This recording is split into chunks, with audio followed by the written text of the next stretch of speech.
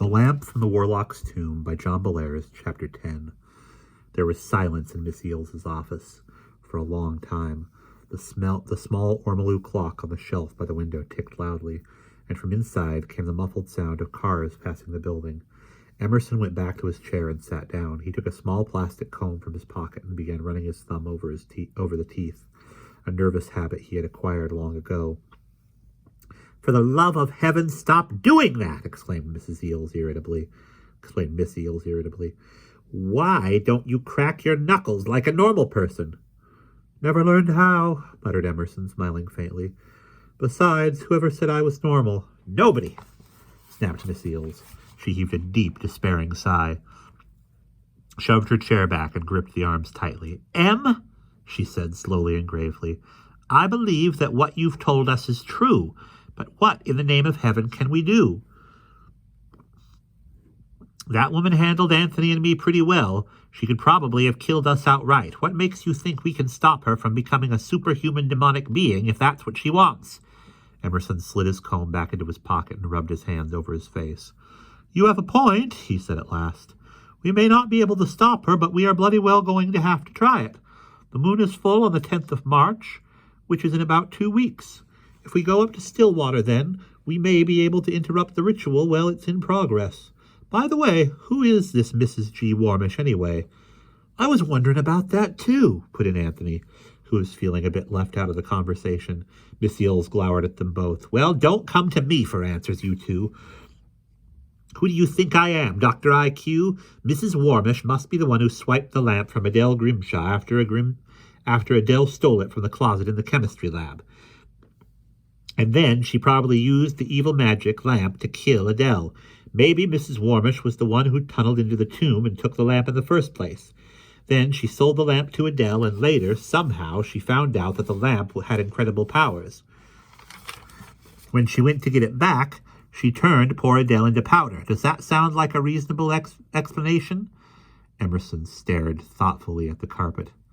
"It's reasonable," he muttered, "but that doesn't mean it's right. Adele must have thought the lamp was evil, and that's why she sold it to you. But we still don't know why she wanted the lamp back. And what about the money that Adele took out of the bank before she was killed? There are a lot of puzzling questions that are, as yet, unanswered. But the important point is this Warmish woman has got to be stopped, and I'm the one who's going to do it." Miss Eels glanced skeptically at her brother. "A minute ago you said that we were going to go up to Stillwater and stop Mrs. Warmish. Now you're saying I'm going to do it? So which is it, Em? Us or just you?" Emerson looked flustered. Then he drew himself up and folded his arms stubbornly. "If you must know, Myra," he said finally, "I think that I ought to go up there by myself. This is going to be pretty dangerous business, and, well, the two of you would just get in the way and make things even more perilous." If looks could kill, Anthony and Miss Eels would have wiped out Emerson on the spot. No one said anything for a full minute, but then finally Miss Eels spoke. "Get in the way, would we?" she sniffed indignantly. "I can see why you'd want Anthony to stay behind, but I'll be darned if I'll sit at home crocheting doilies while you risk your neck up there alone. I'm an old woman, and I know I stick my foot into wastebaskets sometimes, but I'm your only sister, and I've been your helper through thick and thin all of our lives, and you're not going to leave me out of this, do you hear?" At the end of this little speech, there were hot, angry tears in Miss Eels's eyes, and her voice was trembling. Emerson's face got red, and he stared hard at the floral pattern on the rug. "Well, Myra," he muttered, "I suppose I could take you along, but I really couldn't answer for your safety." Now it was Miss Eels's turn to be angry. "You mean you're going to leave me behind because I'm a dumb teenager?" Or, now it was Anthony's turn to be angry. "You mean you're going to leave me behind because I'm a dumb teenager who doesn't know how to blow his nose?" Emerson stiffened. "I never said you were stupid, Anthony, but I would not be able to forgive myself if something happened to you. We're not going on a jolly jaunt in the country, you know. We're going to wrestle with the powers of darkness. If you knew what you were getting into, you would be very glad to stay at home here in Usac. Believe me, you would." Anthony didn't agree with Emerson, and he tried to argue, but in the end he got nowhere. Emerson said that Anthony could come to Miss Eels's house and see them off. but that was the most he was willing to let Anthony do, and he added that he would need help from both of them if his plan was going to succeed. "I'll help you if I can," said Miss Eels, with a despairing sigh. "But I'd still like to know what on earth you think you can do. I want some sort of reasonable plan from you." Emerson blushed and glanced away quickly. "I don't have a plan yet," he snapped. "But when I do, you two will be the first to know about it. Till then, I want you both to promise me that you won't say anything to anybody." He turned to Anthony and glared at him over the tops of his glasses. "Sure, I promise," said Anthony in a small, frightened voice. "How about you, Myra?" asked Emerson, turning to his sister. "I am not a blabbermouth," said Miss Eels, eyeing her brother coldly. "If there is one in the family, it's you."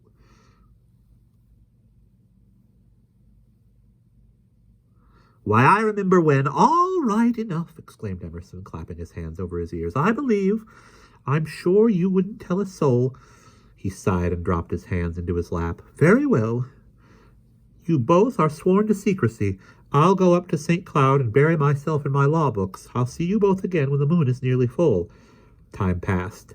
Anthony circled the 10th of March on the calendar that hung on his bathroom door, and he often stared at the smiling, mocking moon face that was stamped across the number 10. As he walked back and forth between school and home, he thought about the things that Emerson had told them in Miss Eels' office. Anthony hoped that Emerson was wrong. Emerson was a cocky know-it-all sort of person, and he often pretended that he knew things when he really didn't. So maybe he was wrong this time. Then Anthony thought about what had happened to him and Miss Eels up in Stillwater.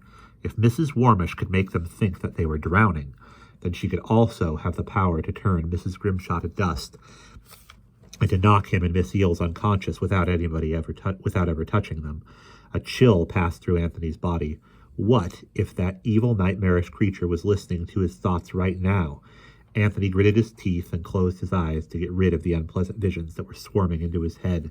"Maybe Emerson is wrong," he repeated over and over as he walked along. "Maybe Emerson is wrong." Anthony hoped so. He hoped so with all his heart, but he also hoped Emerson would change his mind and take him along on the trip up to Stillwater. Toward the end of the first week of March, Anthony started watching the sky. The nights were clear and cold, and he saw the moon rise every night above the wooded bluffs of the Mississippi. One evening, when he had finished working at the library, he and Miss Eels rode back to the house. Anthony thought that his friend was unusually nervous. She muttered to herself a good deal, and she kept switching the stations on the car radio. Finally, Anthony couldn't stand it any longer. He had to find out what was going on. Are you trying to find some program you like?" he asked hesitantly. "Yes," she snapped irritably as she twiddled the knob. "I want to find a weather report. Emerson is due here on the evening of the 9th, and today I heard a storm is on its way down from Canada. All we need is 3 feet of snow blocking the roads when we go to make our move." Miss Eels searched the dial a bit more, and then she turned off the radio in disgust. "Rot," she muttered as she swerved around a corner. "They have all sorts of things you don't want, like hog and oat prices, but no weather. If I ran a radio station..." "What's Emerson going to do?" said Anthony, cutting in. "Has he figured out how to stop that woman?" Miss Eels grimaced. "I wish you hadn't asked me, though I knew you would sooner or later. Yes, he called me last night, and believe it or not, he is going to dynamite the place." "Dynamite!" exclaimed Anthony. He blinked in astonishment. "Does he know how to use—" "He thinks he does," said Miss Eels, scowling. "We have a cousin who's in the construction business, and Em has watched him blast tree stumps and rocks. And so he thinks he knows what to do. He wants to sneak into that house on the island sometime in the wee hours of the morning on the 10th.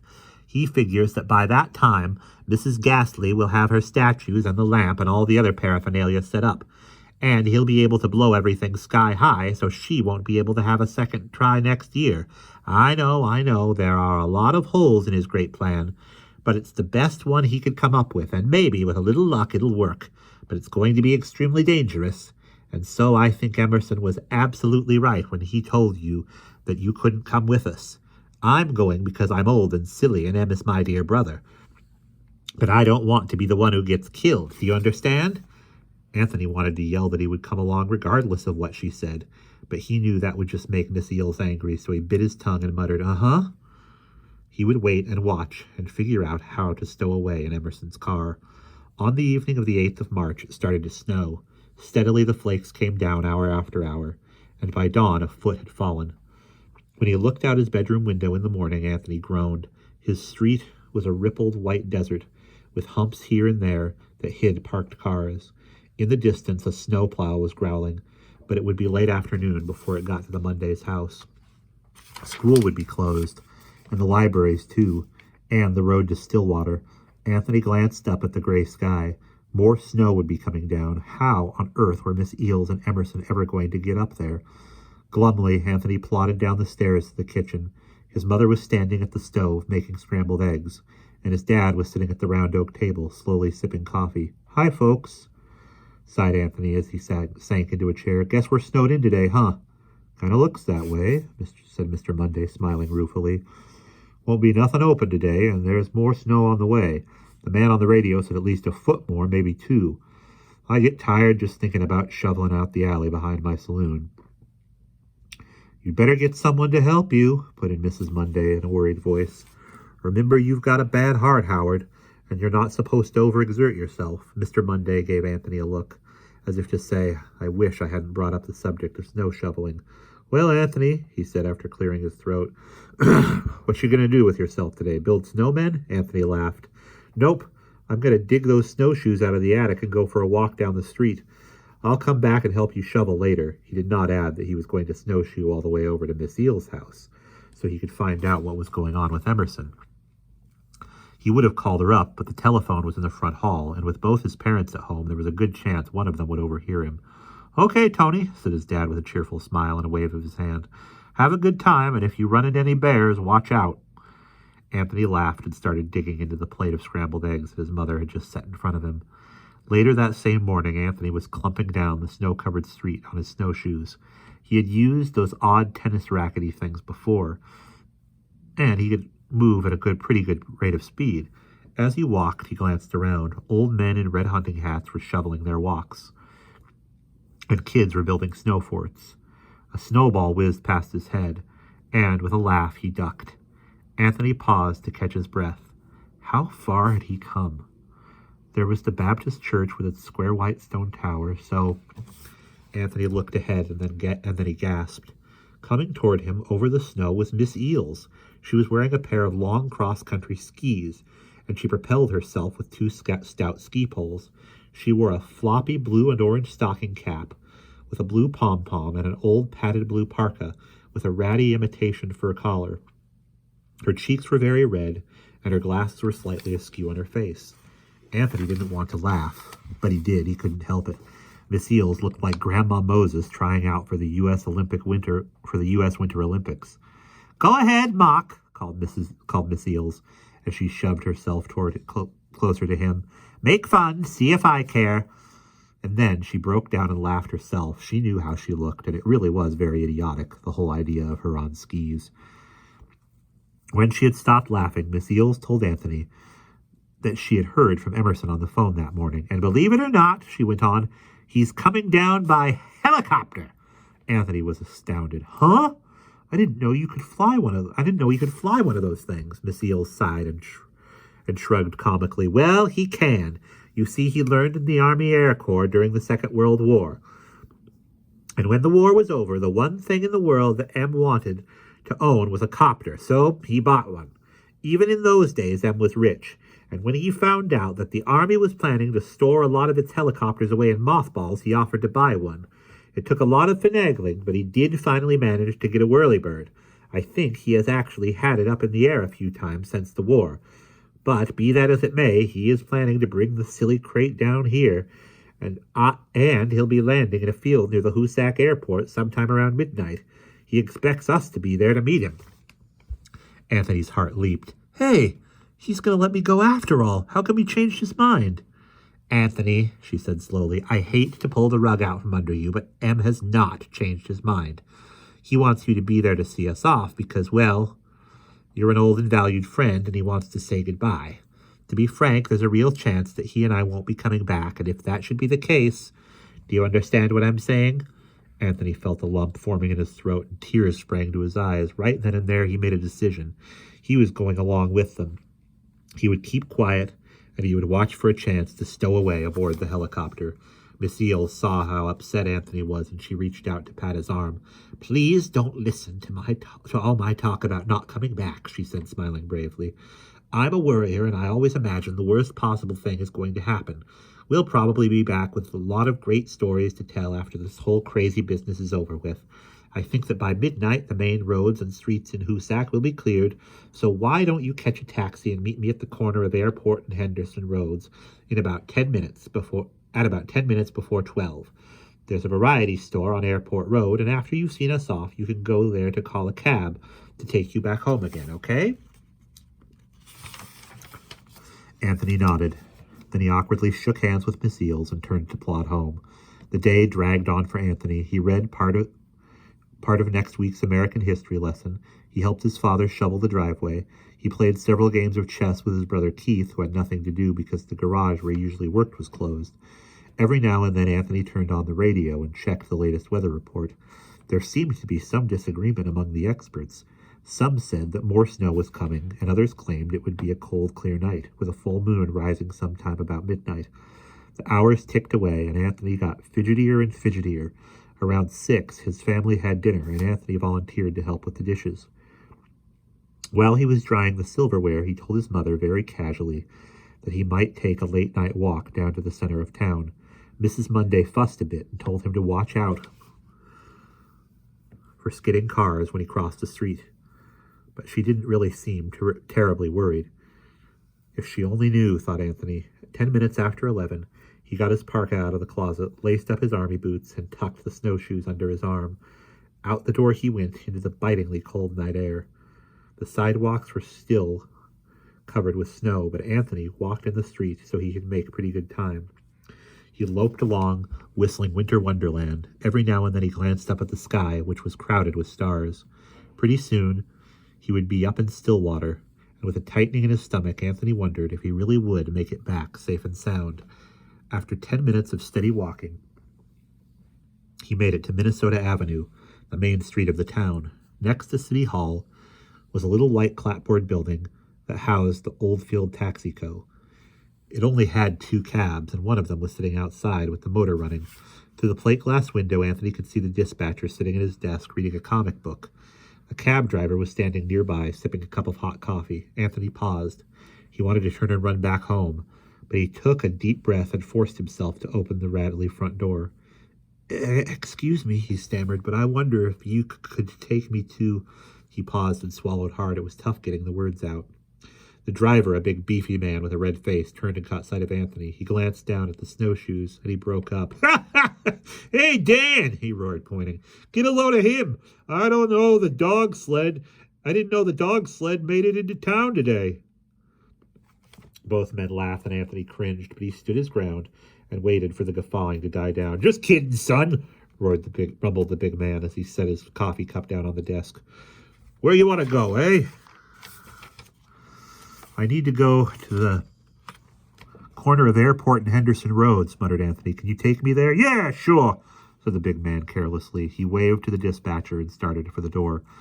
On his way, he turned and called over his shoulder, "See you when the next dog sled gets here." And with another laugh, the man followed Anthony out the door and slammed it behind him. Anthony got into the cab and propped the snowshoes up on the seat beside him. He sat back and listened to the chink-chink of the snow chains on the cab's tires. Finally, when he saw the mailbox at the corner of Henderson Road, Anthony told the driver to stop and let him out. As the cab pulled away, Anthony glanced across the snowy fields toward the airport. The Hoosac airfield wasn't very much, just a hangar, a small strip, and a revolving beacon on a small tower. 2 Cessnas stood on the unplowed runway, but the place looked absolutely deserted. Quickly, Anthony strapped on the snowshoes and plodded across a rippled field. The beacon's long finger of light swept over his head again, and again he made his way over the powdery snow. It seemed to take forever, but he finally made it to a wire fence that separated Mr. Henderson's cornfield from the airport land. After a little searching, Anthony found a place where the fence had been beat down, and he climbed over. A row of pines grew near the fence, and as he passed them, a small shape on skis slid into view. "Hi-ho, Anthony," said Miss Eels as she waved a flashlight beam in his face. "You made it. Congratulations. My insane brother is due to be landing his egg beater over this wrecked barn in about 15 minutes. We're supposed to wave flashlights so he'll know where to come down. But actually, he's going to home in on the airport's beacon and use the lights along Henderson Road to get his bearings.